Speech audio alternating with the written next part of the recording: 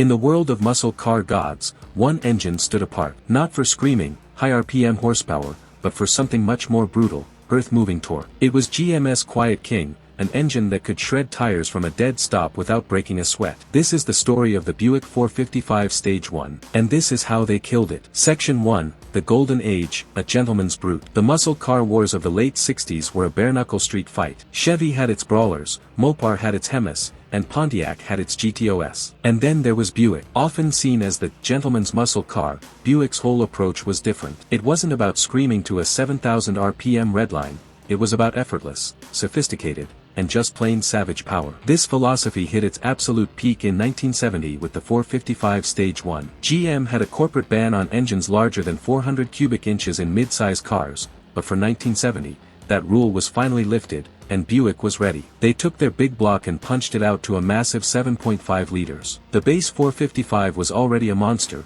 but the number that really mattered was its torque, a staggering 510 pound-feet. To put that in perspective, that was the highest torque rating of any American muscle car at the time, more than the legendary Hemi or the Chevy 454. That record stood for decades until the Dodge Viper finally surpassed it. And the craziest part, all that twist arrived at just 2,800 RPM. While a Hemi needed to be wound out to find its fury, the Buick's power was instant, terrifying, and right there off the line. The Stage 1 package was the secret weapon. It added a hotter camshaft, bigger valves, higher flow heads, and a specially tuned Rochester quadrajet carb breathing through functional hood scoops. Officially, this only nudged the horsepower from 350 to 360, but it was one of the worst-kept secrets in Detroit that this number was a lie. GM was terrified of rising insurance premiums, so they deliberately underrated the engine. Most experts agree the true output was well north of 400 horsepower. In a famous 1970 road test, Motor Trend magazine ran a 3,800-pound GS Stage 1 down the quarter-mile in 13.38 seconds. That was a time that put it ahead of the legendary Hemi Cuda they tested that year. This was the king,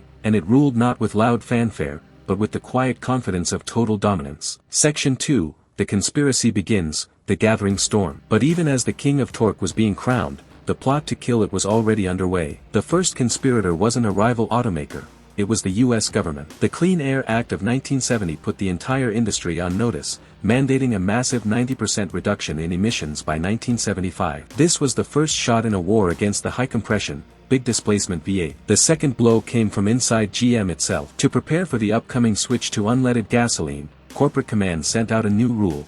For 1971, all engines had to lower their compression ratios. The Buick 455, which had a healthy 10.25 to 1 compression in its Stage 1 trim, was knocked down to a milder 8.5 to 1. This single change was devastating. Lower compression doesn't just hurt peak horsepower, it kills throttle response and neuters that low-end, gut punch of torque that made the Buick a legend. The king was wounded. The third hit was pure public relations. For 1972, the industry switched from reporting gross horsepower, measured on an engine stand with no accessories, to the more realistic SAE net horsepower, measured as installed in the car. Overnight, the Buick 455's power rating on paper plummeted from 350 horsepower to just 250. While the actual power loss from the previous year wasn't that severe, the number looked catastrophic to a public condition to equate big horsepower with performance. The king was now being publicly humiliated. Section 3, The Murder Weapon, How They Strangled It. The wounds of 71 and 72 were deep, but the actual murder of the 455 was a slow,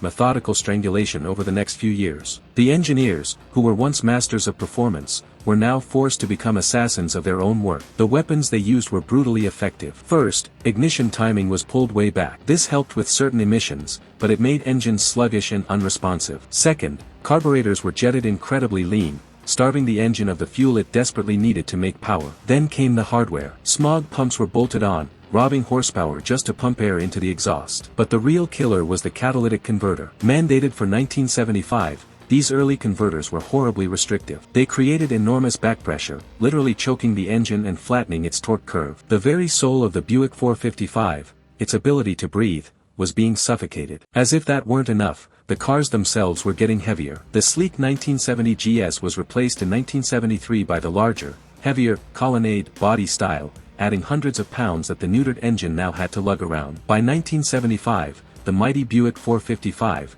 once a torque champion, produced a pathetic 205 horsepower. The king was dead. It's a tragic end for one of the greatest engines ever built. Before we cover its final, sad years and discuss how you can bring one back to life. Let us know in the comments, who do you think is the biggest villain in this story? Was it the government and the EPA, the insurance companies, or GM's own corporate decisions? We want to hear your take. Section 4, The Aftermath, A King in Exile. The final years of the Buick 455 were a sad epilogue. From 1974 to 1976, the engine that once terrorized Hemi Cudas was now stuck in the engine bay of heavy, luxury barges like the Electra and Riviera. It was no longer a performance engine. It was a low-revving motor tasked with moving 2 tons of personal luxury down the highway. Its reign as a muscle car king was just a memory. The final nail in the coffin came in 1976. For the 1977 model year, GM was aggressively downsizing its entire car lineup to meet new corporate average fuel economy, CFE, standards. In this new world of smaller,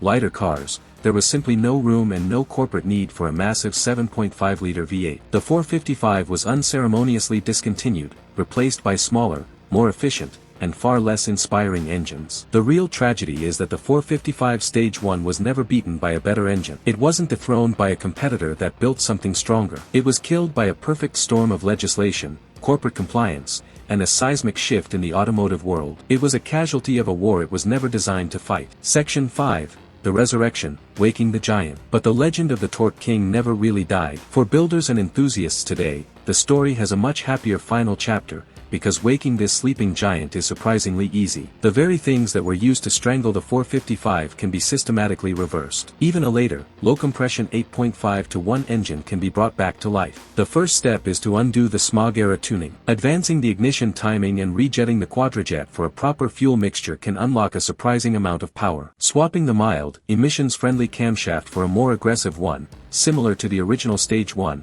will completely transform the engine's personality. The beauty of the Buick 455 is its rock-solid design. The blocks are strong, and the heads flow incredibly well. For those willing to go a step further, milling the heads or installing higher compression pistons can bring the engine roaring back to its 1970 glory, all while running on modern pump gas. Today, a mildly built 455 can easily produce over 500 horsepower and, more importantly, that legendary wall of torque that made it a king in the first place. The Buick 455 Stage 1 is a monument to a different idea of performance, one where the stoplight battle was won not at a screaming red line, but from the very instant your foot touched the gas. It proved that true muscle wasn't just about horsepower, it was about having a deep, endless well of torque that could move a mountain. Regulations and corporate mandates may have murdered the engine, but they could never kill the legend. The king of torque is dead. Long live the king. Now it's your turn. The Buick 455 Stage 1, the Pontiac 455 Super Duty, or the Chevy LS6 454, which big block torque monster from the golden era gets your vote? Let us know in the comments, and be sure to subscribe for more stories about the legendary engines they shouldn't have killed.